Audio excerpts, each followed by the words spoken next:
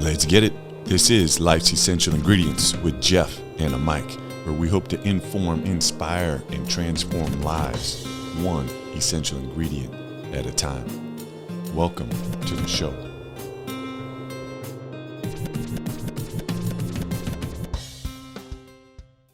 Listeners, here we go. We're back. And again, thank you so much for tuning in to another episode of Life's Essential Ingredients. I am missing my Mike today. He got caught up in work, but I am here and we are ready to go. We are season 4, episode 10 with Kirk McCarley, who is coming from Santa Rosa Beach, Florida. And if you're new to this show, first of all, thanks. And you're not by yourself.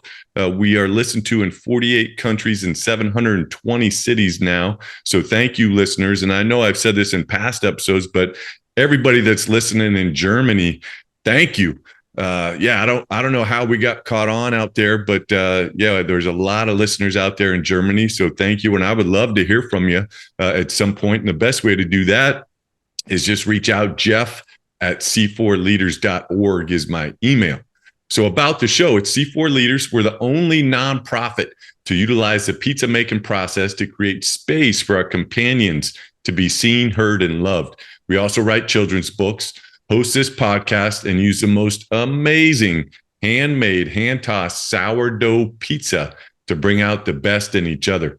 So if you're interested in kind of checking out us in that space, the best way to do is just go to pizzadays, DAYS.org.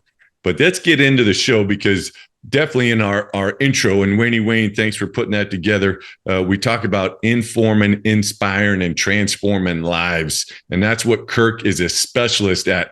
And the first place that you need to know to check him out is his website. And it's the seedsowercoach.com. Let me say that again, the seedsowercoach.com. So about our guest, with more than 30 years of executive leadership experience in both public and private sector environments, Kirk has a solid reputation for fostering individual growth and development beyond his clients' expectation. Enthusiastic while also contemplative, determined yet relaxed. Kirk's passion as a coach is to help clients celebrate self-confidence and achieve their full God-given potential. A graduate of University of North Texas, Kirk is a certified professional coach as well as a professional in human resources, and achieved the SHRM certification, which is not easy to do. It's a national test you have to take. And so congrats on achieving that. Kirk wears many hats and is also, I love this, a production assistant for both college football and basketball for ESPN. We got to explore that a little bit. Kirk, and I don't know if you know, Mike and I are basketball coaches, but we'll get into that. And then he also leads group cycling classes as a certified spinning instructor. Kirk has been married to his beautiful wife, Cindy, for over 43 years, has 2 children, 6 grandchildren. Kirk, thanks for sharing your many gifts and talents with the world. And thanks for being our guest on Life's Essential Ingredients. Welcome to the show. Jeff, thanks for having me. And I think I met some of your German listeners when we were over there last month, cruising the Rhine River and Bresik and some of those other communities over there. So I say welcome and thank you for your hospitality last month. Oh, I love it. I love it. They're giving the shout outs to all the Germans listening in. It's going to be a great show. And you have such a diverse background with everything that you're doing. But before we get into that, we always start with a thought of the day.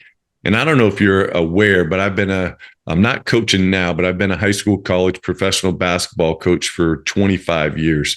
My last job was a nursing professor. And I've always used these thought of the days to kind of get me and whoever I'm working with grounded. And so I have one for you after researching you that I picked. I'm just going to ask you, hey, why did I pick that for you? And this one is from Diana Nyad, who I don't know if you're familiar with her. Yeah, the swimmer. Yeah. So here it is. You have a dream and you have obstacles in front of you, as we all do. None of us ever get through this life without heartache, without turmoil. And if you believe and you have faith and you can get knocked down and get back up again, and you believe in perseverance as a great human quality, you find your way. Why pick that one for you? That's a mouthful. It takes me back in time a little bit to where I was in a period of life that wasn't so rosy and was suffering with some down days. This was in my 30s, clinically depressed, wondering what my worth and what my value was at that moment in time.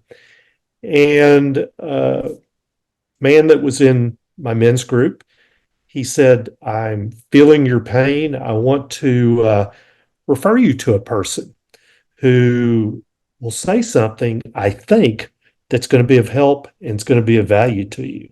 So he said, I'll pay for it. So he did. And I really appreciated that. So I was talking to this fella, and I come from a very strong faith perspective and had for a long, long time. And I said, I feel lost. I feel so much in the wilderness. And I'm really reaching out to God a lot and saying, help me through this time, probably more so than I have any other moment in my life. And he said to me something that was very profound. He said, well, if that's where you are, that's exactly where God, wants you to be. I didn't like the answer at the time, but I've thought about it for the last 30 plus years, and he was absolutely right. And that moment, that period, set the stage for me to have a greater understanding and awareness of other people, their moments in life, mine, to have empathy, and to build relationships based upon that. So it wasn't sudden that I pulled out of that low time that I was in, but over the course of years, that moment has benefited me tremendous. I didn't like it at the time, but it certainly gave me a lot of perspective going forward, and I think has helped me to be a better coach, a better listener.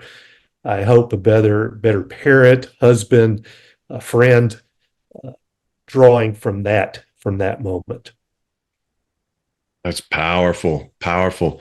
And I mean, you said so much, but I love how you said it took a lot of time to get through that. And I think so often and I catch myself, I'll just say, I want things kind of fixed sooner rather than later. And one of the things that this pizza making process for me and how it's changed my life is just kind of sitting in that space, through the good times, bad times, and just being where your hands are and kind of thinking through, what is going on in life. And I think so many times we don't want to sit and don't want things to marinate. And I love how your friend said that, hey, God has you right where you should be, so just sit there and wait and be patient. And that's what I hear from you. You being patient has really allowed you to let that pain kind of marinate, so to say, and then increase your self-awareness, increase your empathy, increase your relationships that you have, because you see people in such a different way because you've been there, done that, instead of just rushing through it. And oh man. Age gives us a wonderful perspective, I think. I'm reminded of how old I am every morning when I get up and everything hurts. But I'm getting up. I could do some stretches. I'm going to go do a Pilates class after we get off this call. I taught a spin class earlier today, and I'm still doing it. But I've got this perspective and maybe maturity of things don't happen instantaneously. Be patient. Move forward. Keep moving. Keep doing. But there may not be an instant fix to everything that you want to have fixed. God calls me son a lot. He'll say, son, listen to me. I love it. I love it. So let's get it. This is kind of a goofy question, and I like just starting the show out like this, and you can take it any which way you want. But what was life like growing up? And you can go back to whenever, wherever it is, just to allow the listeners to kind of get to know who you are. My wife and I, we now have been married 44 years. That was an anniversary trip over to Europe. So I need to update that bio. We both came from backgrounds where there was a lot of lightness, a lot of teasing, uh, and we've brought that into our relationship. We continue to tease each other, and I sometimes ask her, "Did you ever resent being teased so much by your family?" And she says, "No, that's a part of who I am, and it is who I am." So never take yourself too seriously. Take life seriously, work hard. A strong work ethic was instilled in me. And a lesson that I've learned from both of my parents, who are now gone and have been for quite some time, is this perpetual employment. Uh, as you mentioned before, I'm 67 now. I don't have designs on retirement per se. One, I don't know what I'm going to do if I did. But secondly, I'm just enjoying so much of what I'm doing now. My mom worked until she was 82, 83.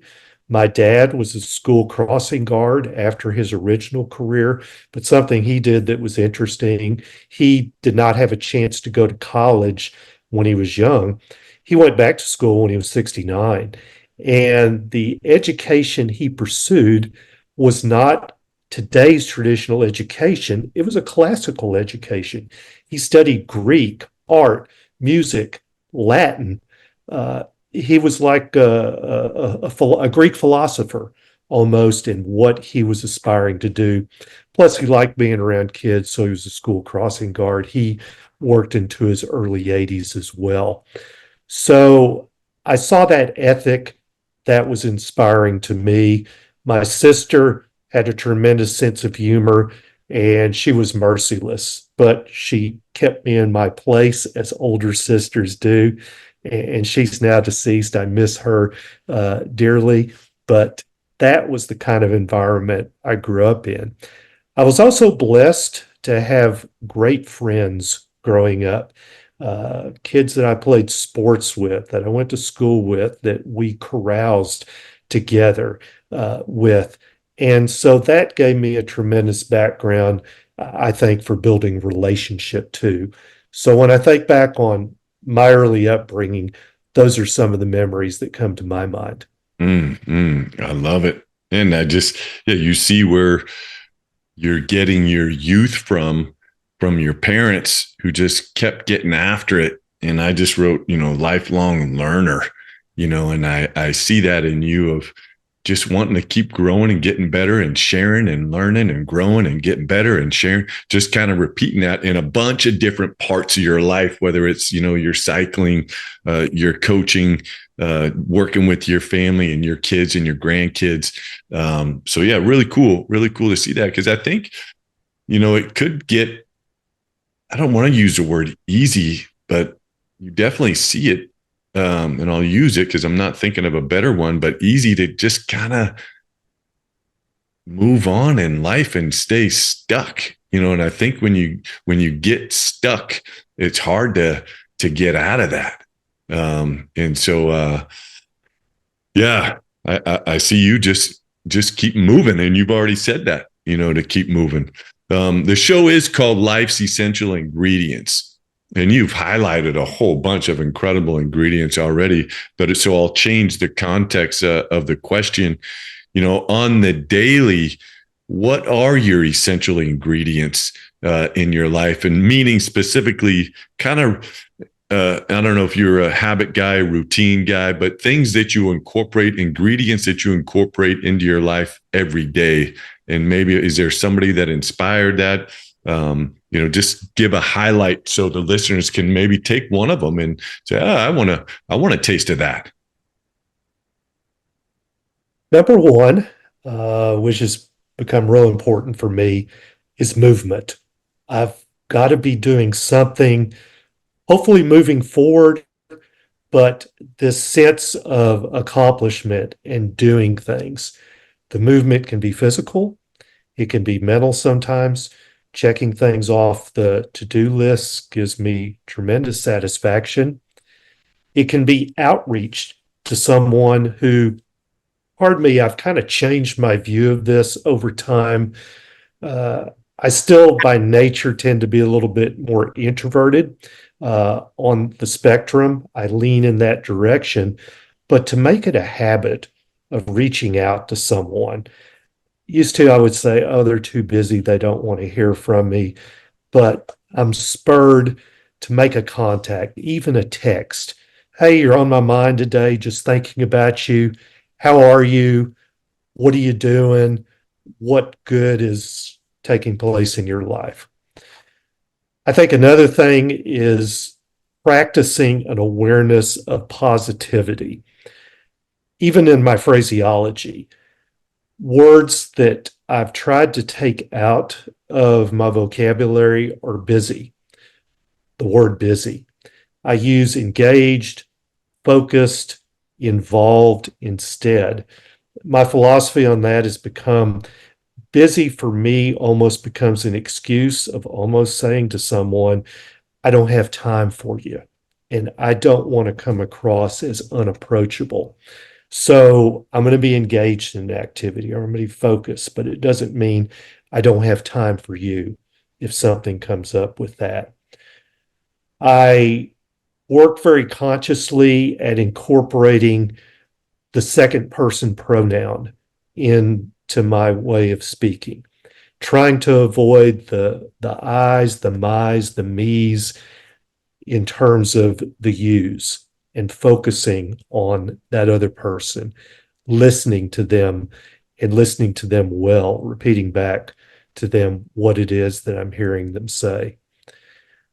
I like to incorporate laughter into each day as well. What's something funny that I can pick up? And sometimes I'll broaden that. What's a good factoid? I was listening to satellite radio the other day, and the question came up, who are the only two countries to have medaled at every Olympic game since 1908? That includes summer and winter. And people would say, well, United States. No, we protested and we held out in 1980. Soviet Union, well, Soviet Union's no more. You go through some of the biggies. It's actually Sweden and Finland are the two. So hats off to our folks up on the North Sea. Yeah, very cool. Very cool. I love, I just love everything that you just shared. And I guess I really, really, really enjoy the second person pronoun piece of that. I just, I think it's easy to get wrapped up in me, especially with everything that's going on in the country and in the world. And I think if we could just do that one thing of being other focused, and hopefully being other focused gives you that sense of fulfillment and accomplishment and joy and love, that it just becomes contagious in the best possible way. And I really enjoy too how you were talking about being a good listener. And listeners, make sure, again, we're on with Kirk McCarley in his website, theseedsowercoach.com, and he has a great blog on there. And I read through some of your blogs, and thanks for putting that information out there. But I really like the Finding a Common Language post and tips for being a better listener and communicator. And C4 leaders, our first C is communication. And so I would love to get your tips and have you share those with the listeners on how to be a better listener. It's interesting what you mentioned, Jeff, and thank you. I was thinking about that first and second person pronoun as you were talking. And I'm working on a book right now entitled Thoughts for My Kids and Other People's Kids, which we all are. There's a story I share about a program that I was involved with many years ago, and I was listening to the presenter. And I noticed after a while I was having to crank those eyelids open because I was losing it. So I did a critical examination. Why am I falling asleep?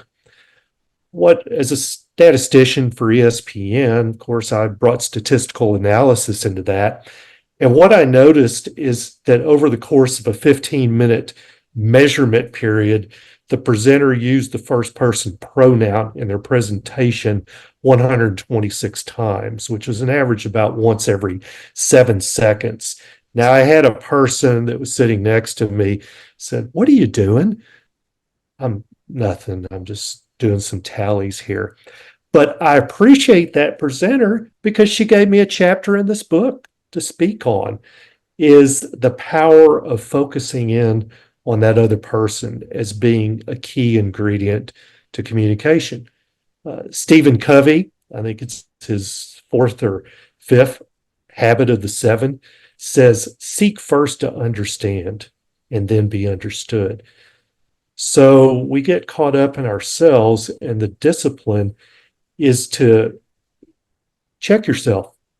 Am I listening to what this person's saying, and am I seeking to understand that first before I go on and say something? There was a group meeting, a men's Bible study I was in. This is also in the book. Group of 8 people. There was one person who probably had 50% of the verbalization, and so that left about 48% to the other 6 of us. There was one person that maybe said 2 things throughout, but what he said, Jeff, every time was impactful and left us contemplating and thinking about what he had just said. So the power that goes with the silent ones, and when they do speak, it resonates. So I went through a lot of things with regard to communication, but those were some thoughts that popped up as you asked that question. But I don't know if you've read Nancy Klein's book, The Promise That Changes Everything. It's on my list now. Yeah, if you haven't yet, get that one. You'll really enjoy it. And basically, yeah, I'm not going to ruin the book for you, but the promise is just don't interrupt. And she gives some tips, and I won't get into the whole book because this is your show, but I think you'll really enjoy that one. I think just leading into communication, the next step, of being a good listener. I think I listened to you on another podcast, and you were just talking about embracing silence. Again, I think part of this just kind of goes back into, and I don't use that word busy either when people ask me how I'm doing, but I think we just like being busy and we've gotten wrapped up in that pace, of how things are in our country and the demands that we put on ourselves. And so just embracing silence is something that we don't do. And I guess my question to you is, where do you tap into just embracing silence in your personal life and allowing your thoughts to kind of come in? And I'll make one more statement, then I'll let you answer that. In Nancy's book, it's amazing. She uses a couple statistics that you would like. I think we think in about 840 something words a minute, but then we speak in about 115 to 120 words per minute. And if you do the math on it, since we interrupt each other all the time and we don't really give ourselves the space to just kind of be and think, there's so many thoughts that never get to be shared with the world or even developed because they get kind of short-circuited a little bit. So back to asking you, is there a practice, is there a tip, any strategy, or just kind of learning to just sit and not think and just be? There's more statistics, and those really speak to me. In most of America, studies have shown that there is a 1-second pause on average between someone completing their thought or their verbalization and the other person responding back. In Brooklyn and some of the East Coast communities, it's about half a second. And they speak quicker than 120 words a minute. Sorry, New Yorkers. In European cultures, some of them, Italy, for instance, the gap is minus 1/2 second. They talk over each other. And you see these big Italian feasts, celebratory dinner for 4 hours. That's what it is. Asian cultures, think about China, Japan, contemplative communities, 8 seconds on average. That's a lifetime. Could you imagine us? We say something and then we just contemplate that till when we next speak. In coaching, that's a powerful technique to use because it allows a client to have the space to think through and to process. It's uncomfortable at first, but it's appreciated in the long term. You'll also have people that want to fill in that gap, and you give them that space. What's wrong? Did I do something wrong? I'm just waiting to hear what you have to say. Take your time. Taking the pace down, as we used to call it before the shot clock in basketball, let the air out of the ball. Dean Smith would excel with his four corners offense in that kind of an environment. And for those of y'all that don't know who Dean Smith is, ball coach at North Carolina, built a legacy, coached Michael Jordan, James Worthy, Sam Perkins. But he had an offensive technique where he would time out the clock when he had a lead that he wanted to protect to keep the other team from having the ball. So the best offense in that case became a good defensive measure. But to slow that pace down, turn down that thermostat, even in the cadence and rhythm that we use in speaking, to lower that down. Great tips. I know on your website, you talk about reassess, recalibrate, refocus. Let's get in to give you a chance to kind of toot your own horn here a little bit and definitely hopefully get some listeners reaching out to you. But what are you talking about when you're talking about those 3 R's? A lot of times, Jeff, that has to do with the rhythm. And I'm just going too quickly and furiously right now. I can't multitask, and psychologists will say we're only capable of really having one clear thought at a time. So what do? We try to do 5 things at once, and we do all of them poorly as a result. I know one multitasker, that's my wife. She can pull that off. I can't. She's a lot smarter than me. But when we get into those cycles of feeling out of control, whoa, step back, reassess. Where am I? Am I on track with where I want to be going? Do I need to reassess this vision I have at the moment? What is my core vision? Am I in line with that? What do I need to do to get back in sync? Recalibration happens next. Okay, I've taken a breath. I've taken a time out. Let's recalibrate. Let's get back in line with the direction that we're going. And with that, a refocus. Okay, my energy is renewed. I'm ready to move forward, get back on track, return to the fundamentals. You hear coaches after they've lost a game will say, we were just sloppy out there. We've got to get back to our fundamentals, playing as a team, passing well in basketball, working the ball around for the best shot instead of just jacking it up with nobody underneath the basket to rebound if we miss. So using some sports metaphors and just kind of experience, that's what I'm meaning by those 3 connotations. Yeah, I love it. And at the start of it, you talked about kind of reassessing your core vision. Let's walk through, say somebody reaches out to you, a potential future client, and they're just like, man, I'm just lost, don't know who I am, don't have any idea of what a vision would be, forget a core one. um, how would you kind of coach that person up? What would be some steps you would take as a coach? Let's focus on where you want to get to in the future.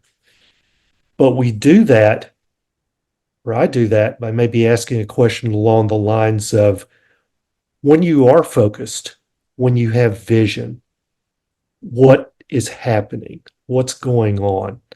What does that look like to you? Well, I don't know. And there's a chance for some space to contemplate. Well, I have one idea that comes to mind. I feel under control. Okay. Well, what does feeling under control mean to you when you are under control? What's happening? Well, I feel a sense of confidence. I feel that I'm just in a rhythm. I'm in a cadence. I'm in a flow.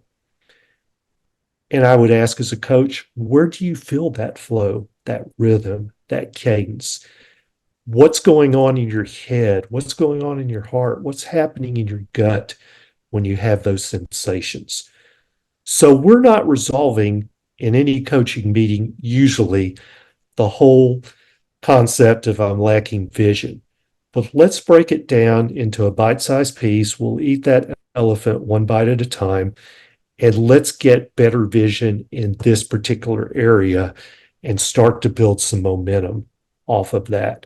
So that would be an example of a starting point. We would, at the end of the meeting, what has been accomplished, achieved here today? Do you feel like you have a better sense of vision now? How do you sense that? And what do you need to do to build in this new habit, this new approach to things going forward to have success in that one area? I love it. And one thing that keeps jumping out at me as you're going through that, and that was amazing, walking through and playing both sides there. I appreciate that, is self-awareness. I really see you bringing that out in your clients through that example. And how do you help your clients, just like you were when you were listening to that speaker that gave you the chapter for your book, of taking tallies on how many times she was saying I? How do you help your clients who perhaps just aren't aware of where they're at start to develop that skill? In any tips, are they tabulating things? I mean, I love how you talk about, hey, what's going on in your head? What's going on in your heart? What are you feeling in your gut? But how do you bring out that skill, that ingredient of self-awareness? It helps to do these Zoom calls because I can see a person and I can see the elements of communication that you can't hear. So oftentimes someone will comment on something and I'll see a brightening of their cadence, or they'll look down and I'll say, I just saw something taking place with some energy that was there. Am I missing something, or is something taking place there? And oftentimes it's, no, I was just scratching my nose. Okay, just curious. Sometimes tone of voice changes just a little bit. To pick up on that too is another element that ties into that as well. I have many clients, they'll have some area that they're self-awareness, they're lacking self-confidence, and they come right out and say it. We are sometimes short with compliments we give to each other. And they'll be speaking and it'll be something small like, you've got really good pipes. I don't know if anybody's ever told you that, but you're speaking from a low place in your diaphragm. I can hear that. You would be great as a voiceover artist.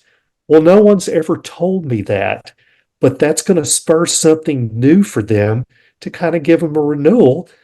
And I may meet them the next time and they say, I am kind of getting interested in radio now because of something that you said or you mentioned, or your countenance is very positive and you're demonstrating to me a lot of resilience to that because I know this may not be the best of times for you. You're between jobs, but yet I still see that enthusiasm that's taking place.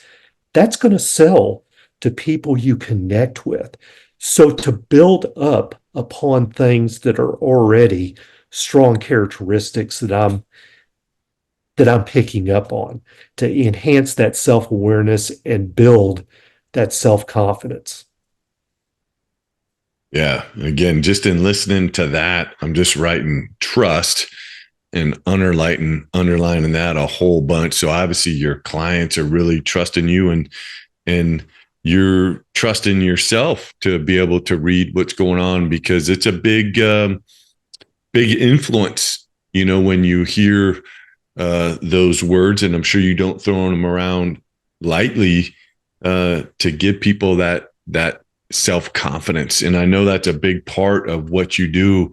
I want to go back to your bio a little bit. Kirk's passion as a coach is to help clients celebrate self-confidence and therefore achieve their full God-given potential. Let's explore that a little bit, not so much from your standpoint, because you just gave a great example of how you do that as a coach, but for a listener that's just struggling with that piece, right now, and they've got to figure out, hey, how can I get some small dubs, some wins, so I can start to enhance my self-confidence and then be able to put myself out there to go and start to achieve, my vision and take further actions. But sometimes we just got to get up out of bed, get our clothes on, and get moving a little bit. But what tips would you have for somebody that might be just struggling that way?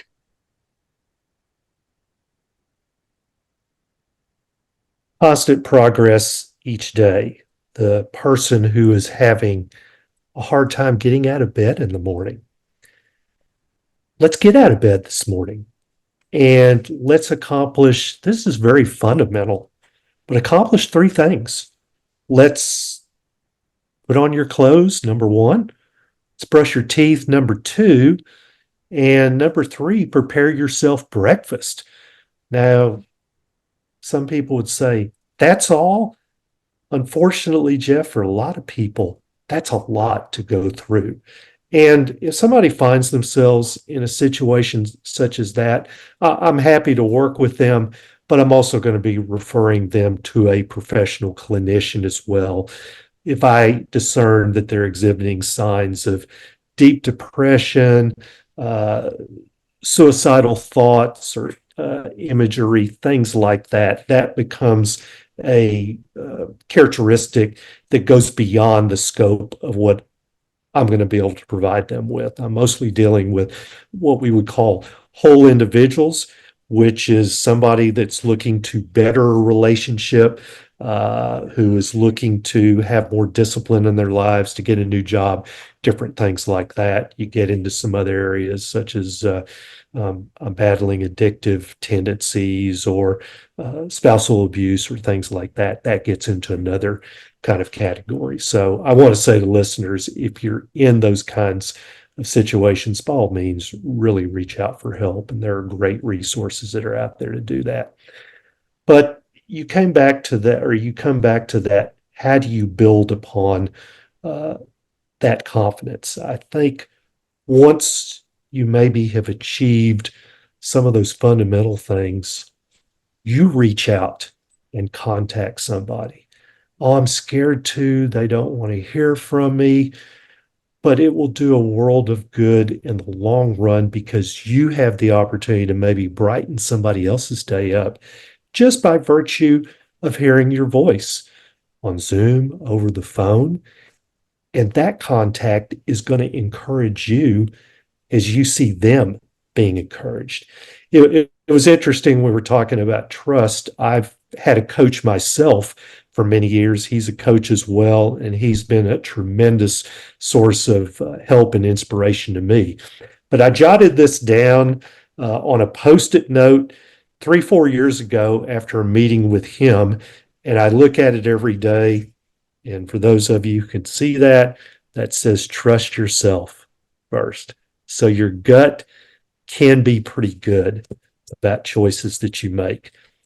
And believe in yourself. Are you going to screw up and miss it sometimes? Absolutely. But you're going to dust yourself off and you're going to keep on going.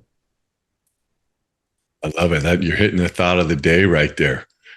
I'm just going to read it again. It's crazy how that will come up all the time. You have a dream and you have obstacles in front of you, as we all do. None of us ever get through this life without heartache, without turmoil. And if you believe and if you have faith and you get knocked down and get back up again, and you believe in perseverance as a great human quality, you find your way. That's exactly what you just said right there. And I think a big part of that too is just the consistency kind of piece, and just, you talked about it in a roundabout way of the person that was struggling with maybe depression, that their 3 dubs was, hey, just get up out of bed, put your clothes on, brush your teeth, and get something to eat, which is huge, when you don't feel like getting up out of bed. But then I think you look at, the Olympics and how people are competing at the highest level right now and working through all these challenges that Diana talks about in her quote. And then I think a key ingredient in that space is just the consistency piece, and trying to create processes or habits or rituals or routines, whatever word it is, listener, you want to use, but trying to just stack those little dubs, day after day, to give yourself that confidence that, hey, I'm heading in the right direction, and not an easy thing to do. I think consistency is one of my 4 C's. And I'm a really religious guy too, Kirk, but I do drop this one word and swear. And my definition of consistency is 2 things. One, you got a BTA. You want to be good at something. You want to be consistent at something. You got to bust that ass. You got to be willing to work hard each and every day and working smart. But then on the flip side of that, to consistently challenge your thoughts and perspectives to the point of vulnerability and realizing, hey, I don't have all the answers. I'm going to fall down on my face. I'm going to make mistakes. But in doing that, you allow yourself to play free. And that's when your true greatness can come out. And so my question to you, and I want to be respectful of your time, the show has just flown by, but is how do you tap into being consistent, a consistent coach, in your life? Because I'm sure you have some struggles in that space of just even wearing that coaching hat. But how would you kind of describe your consistency? And then maybe if you had any tips for the listeners to enhance that ingredient as well. There are people that are easier to coach than others. Sometimes that it's just smooth, you're on a roll. At other times, it can be just choppy. Sometimes the more effective meetings are the choppy meetings. It's interesting because I'll make a statement which I think is brilliant, and they're going to take this to the bank. No. This was years ago, and I had a young man who came into my office when I was still in HR, and he said, "You made a tremendous difference in my life through something you had said about a year ago, and I'm going to follow that advice. And it's really going to be fundamental to how we structure our family." And I smiled at him and I said, "Thank you. I appreciate that. And it's so kind of you to say that. And good luck to you." And as he left, "I don't remember saying that. Did I say that? That must have been his dream. I never said that." So you're making your difference sometimes when you least expect it. And oftentimes, we've spoken in our meeting, it's not saying anything. That's the important thing. Just listening, just being present. And someone will come back and say, this has been a tremendous meeting. You have helped me so much by just listening to me. Yeah, and I love that. And you can see, and listeners, this is recorded on YouTube as well, but Kirk does an amazing job with just your body language. Your face is so friendly and just friendly is the best word, and genuine. When we're just dialoguing back and forth, I can feel that and see that in your body language, tone, and every last part of the way that you communicate. So I'm sure you're just amazing listener and coach for your clients. And again, we're on with Kirk McCarley, coming from Santa Rosa Beach, the seedsowercoach.com. Make sure you check him out. Again, he has a great blog. And I think, unfortunately, we're getting close to being out of time, but I got to ask you our last question. I wanted to get into some more basketball stuff. I'm fascinated with that. And I'm sure you have some tremendous stories in that space. But this one is a quote from John Alston. And it's this: the only thing you take with you when you're gone is what you leave behind. Let's fast forward for you, 25, 30 years, and you're on your deathbed. And you're getting ready to take your last breath, and you're surrounded by the people that have been instrumental in your life. What is it that you want to leave behind as you get ready to go home and visit all your friends and family and everybody else that's been admiring your work? Number one, I hope I'm living my life so that my memorial service is standing room only.